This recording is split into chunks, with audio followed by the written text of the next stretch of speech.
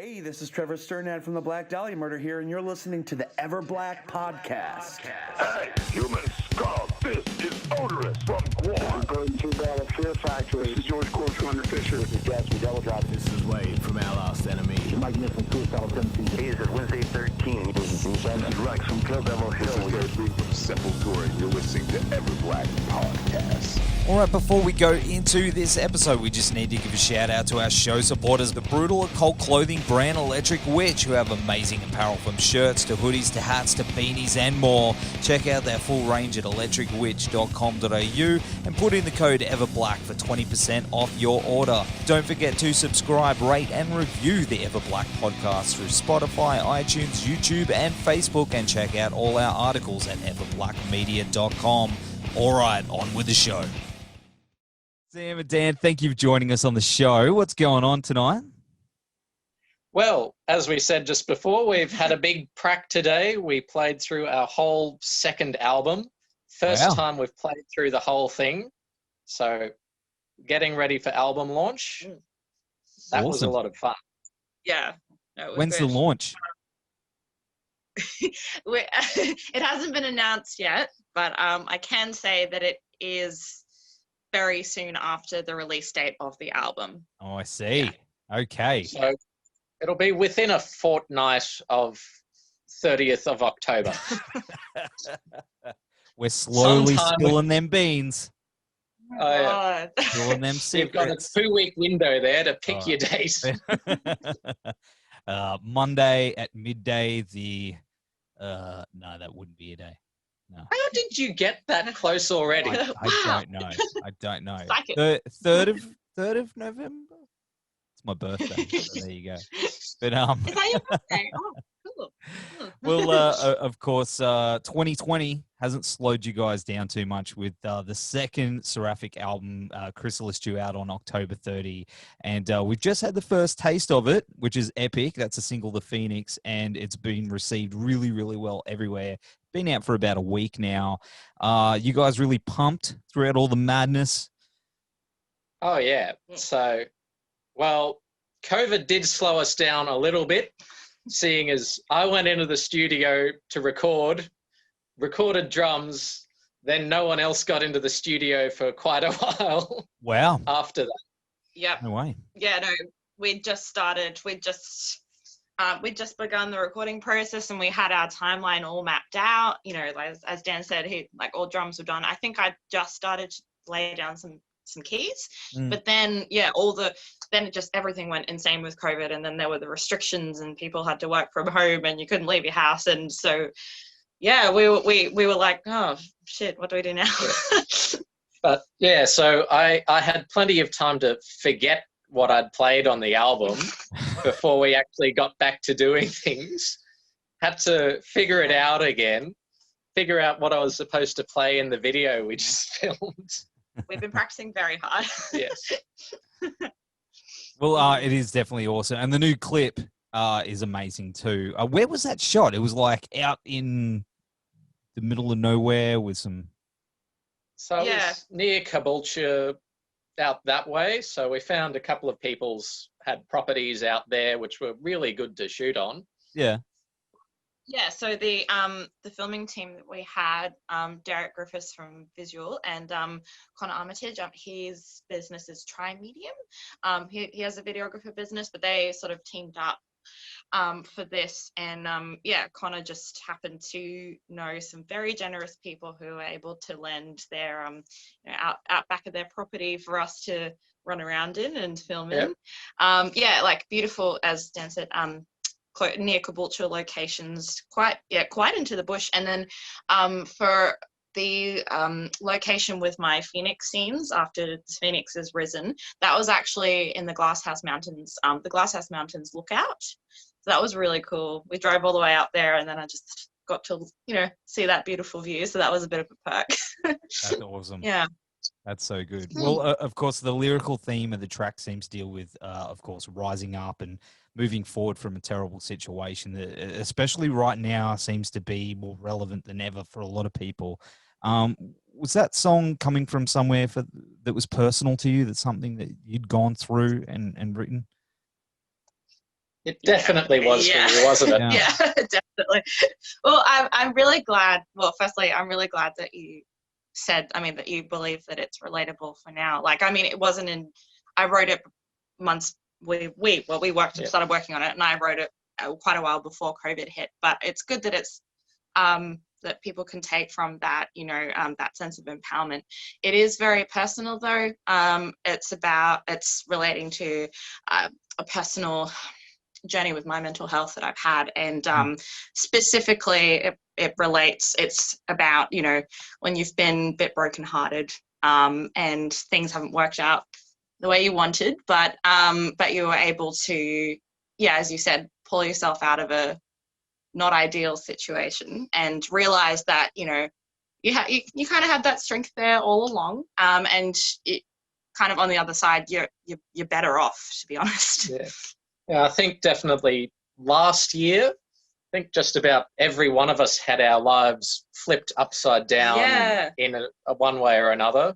Yeah. So it really tied it together for us this year. We've really come back bigger, better, harder, stronger, whatever, than ever before. Harder, faster, bigger, stronger, whatever the song is. Yeah, well, we did have a big year last year, didn't we? Yes. It was. Yeah, it was. I will get to that. But of course, does the album sort of reflect some of those themes as well? Like overall, is there a concept that runs throughout it? Yes. Yeah, in a short answer, yes.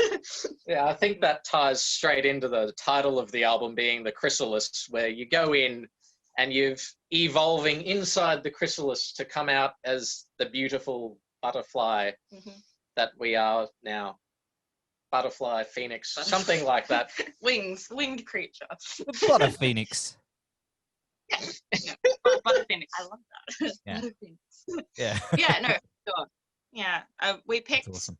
well, we decided on Chrysalis specifically as the name of the album because that, I guess in the actual natural process of metamorphosis, the stage, the chrysalis stage it's not quite, the transformation isn't quite complete, but that's the whole point. It's the idea that in life it's not just linear. We don't just we go through one thing and then your transformation's complete. You are the person you're going to be forever. Like, we are always changing. We're always adapting to these new circumstances. Like, look at COVID, the way everyone has adapted.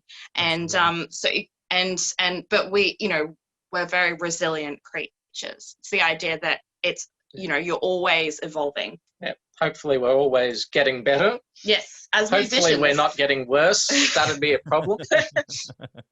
Halt. You know what? Go back. Yeah, absolutely true. Absolutely true. You're absolutely right there. Like, I know a lot of people, especially this year, have had a lot of positive growth, you know, through this real shitty time. I mean, not saying there has been people I know that have had a really terrible time, but a lot of them have come out in better circumstances, better personal. For the ones that haven't, obviously, our thoughts are with you, but I think it's really important to have music like you guys are putting out to inspire that in people. It's important. No, really, really important. So, congrats. That's definitely, that's something that's really close to my heart.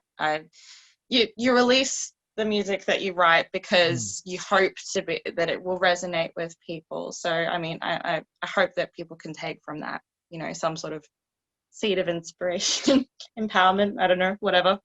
Something to relate to. When did the writing for this start?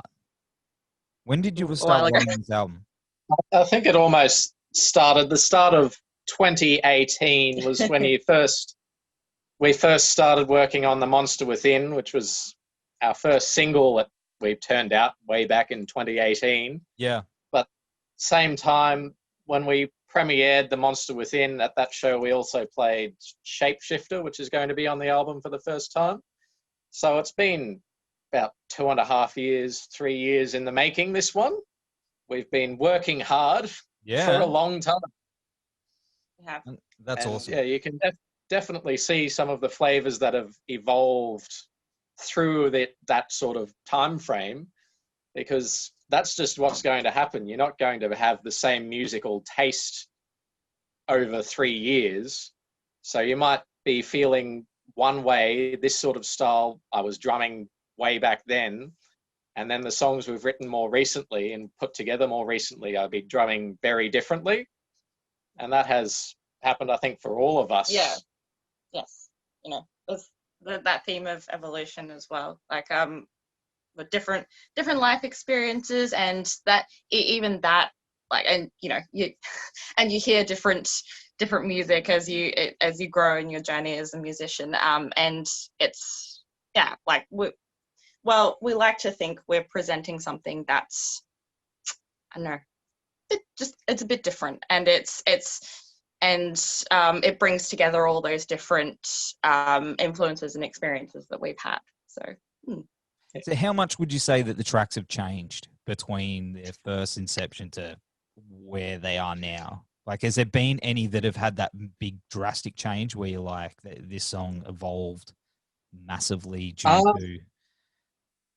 I wouldn't say any of, like, once we got through them, we kind of kept them the same, but it's the tracks themselves between getting to each one change. So say we've released all the track names now, so I can say them all, but we were practicing through today and I was thinking over some of them, because tracks like Monster Within and the Phoenix, they're quite intense for me to play. They really wear me out behind the drums. Whereas stuff like we played quite a few times today, Transformed, and that song, it's much more relaxing for me to play. It's quite different stylistically, and I was trying different things on that one. I was experimenting more with it. And then another track we did, Break. I was listening to a lot of hip hop songs and trap beats at the time. And I just went, you know what? I'm going to try and incorporate that into this song. That's awesome. And it really just brought a whole different flavor to the song. So those two, to me, just stand out on the album because they were so different for me to play. I can't wait to hear it. Yeah. But I think in general, sort of as a whole, well, the writing for all the songs on this album has been a lot more collaborative than it was on the previous one, and also a lot. I just think we've all been a lot more creative. Yes. And I think.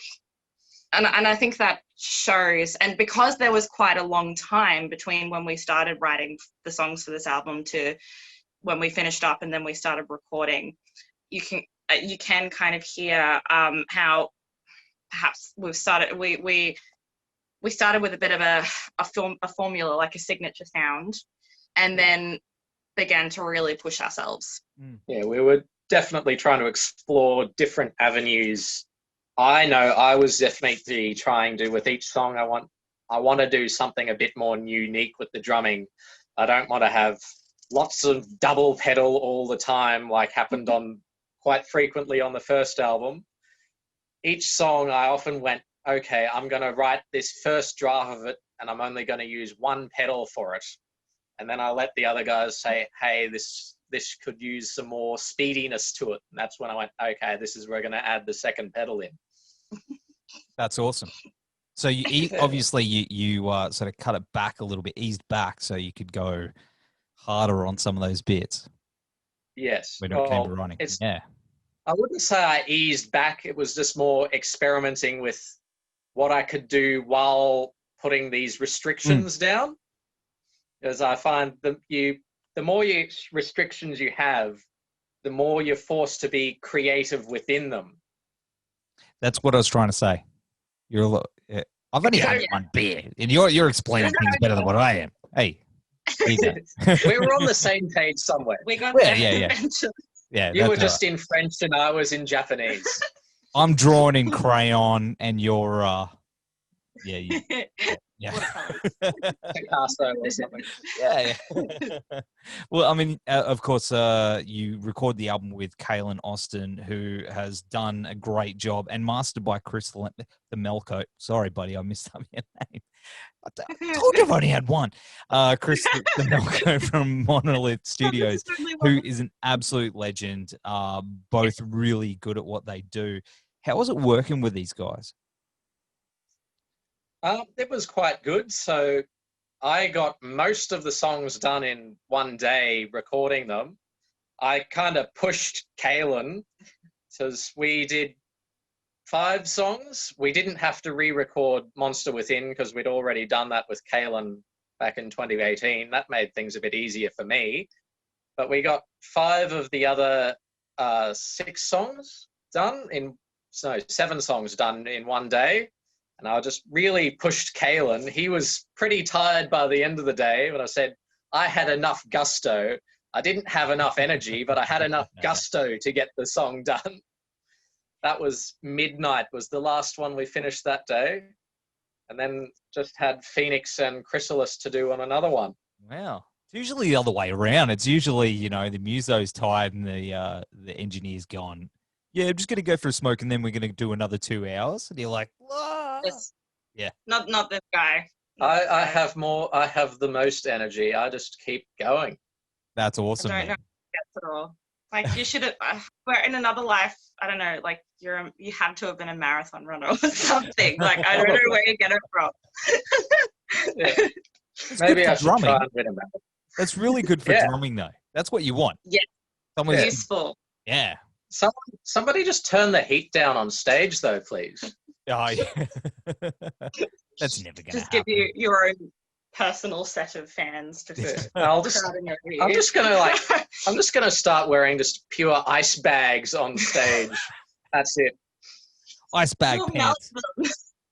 I'm just gonna duct tape a bunch of ice packs to myself, and that's all I'm gonna wear. No, your body heat will literally melt them all, and we'll all get flooded off stage. Well, if we play the songs fast enough, we'll get through it before that happens. No. She won't let me speed the songs up to 300 BPM yet. I mean, I just feel like you would regret that decision as much as I would. Nah, she'll be right. Well, of course, the album cover is awesome too. Who did that? Was Sarah Louise Allen, wasn't it? Yes, Sarah from Horizon. That's it. I thought it was brilliant. Yeah, she's the guitarist in Horizon. Just a very amazingly multi-talented lady. She's a smart cookie. Yeah, and such a smart cookie. Well, I mean, I knew that I was aware that she does pretty much all the graphic art, photography, even some videography for Horizon, and I really liked the work they had. So yeah, I hit her up, and honestly, like she just understood the brief perfectly, and worked really hard for us, and just it was perfect. It was perfect.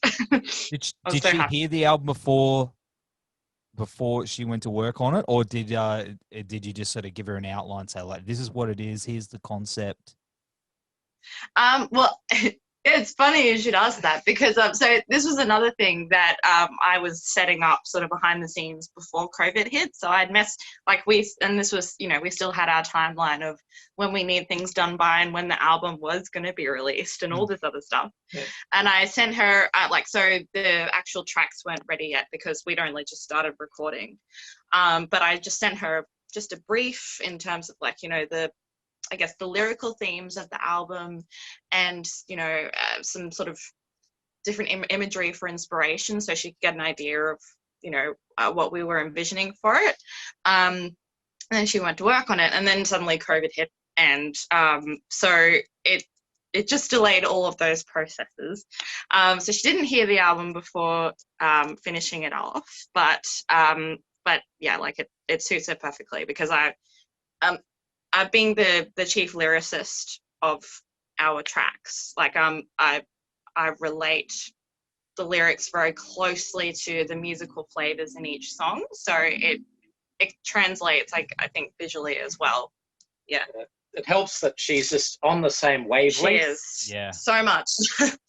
Yeah, that definitely helps working with anyone. Absolutely. No, we've just found, like circling back to your questions about the production guys we work with, I just felt that we found a really great team of people that we can turn to get these, whatever product it may be, just we know it's going to be an amazing result. And that's, music production wise, I felt that's what happened. And like I had an expectation of how it was going to sound, and even that was exceeded, and it was just, it just fell into place really well. So, yeah. That's awesome. No, they're great at what they do, those boys. And I think the two worlds colliding, this album's going to be really special. I got that feeling. Oh, thank you. Yeah, I hope so. I'm excited. I can't wait to hear it. I can't wait. It's going to be amazing. And you guys have played some amazing supports too. You've opened for bands like Rhapsody, Overkill, Wednesday 13. That was the acoustic one, wasn't it? Yes. Yeah, I remember that one. Both Queensryche and Jeff Tate, and Kamelot. You did Kamelot too, right? Man, Yeah, we did. That's a really good resume.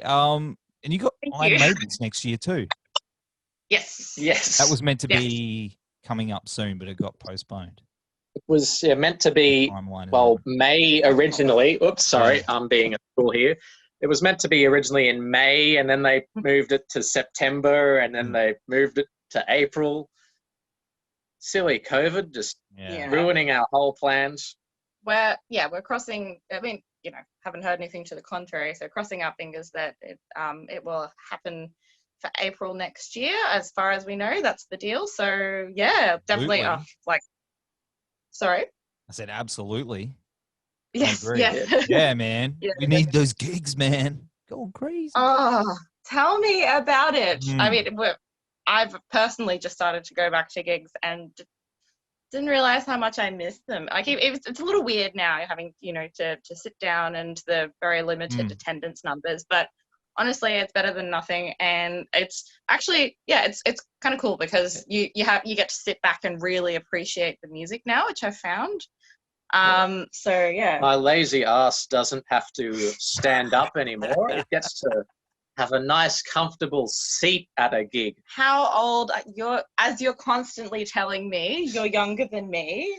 How old are you in here? Hey, I never said anything about old. I said lazy. No, I do understand that. I'm going to own the laziness. I'm usually the guy that's usually sitting down somewhere. Yeah. Because I guess I'm just old. But playing a show is different. Well, now you get to sit right at the front of the stage. I know. How good's that? It's amazing. Yeah, but it is good. I know. And our restrictions are easing a little bit, so hopefully there's more attendances and they're opening everything up. So slowly but surely, we're going to get there. So as long as we keep looking after ourselves and each other, remember to social distance so we don't bring anything back. That's exactly right. I'm glad, man. I'm glad it's we're hopefully almost at the end of it. But in regards to the supports you've played, which one was the one that was the favorite so far? It's got to be Kamelot, really. Yeah. That was the biggest show I think we've ever done. Yeah. I remember someone shouting out at me to take my shirt off in the middle of the set, so that was fun. And same person. They were having a big drum solo. Kamelot were, and then in the middle of the set, he just shouted, "Needs more cowbell!" That was the funniest thing I'd heard. Yeah, I mean, I feel like you haven't played a good gig unless you've got your fair share of hecklers, which we did. So that was clearly a great set. Well, they convinced me to get my shirt off. They won. Oh, yeah. So much convincing. Need more hecklers. Bless the hecklers. Where have they gone? I know. There's nothing like you've got hecklers. It means you've got a solid-sized crowd there. Exactly. That's right.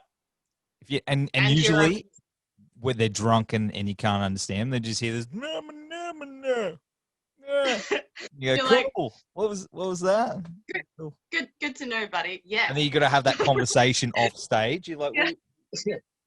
they just keep shouting at you, and you're like, okay, next song. Yeah. Okay. Good for you, buddy. Good for Yeah, you. you're like, yeah, glad you're having a good time.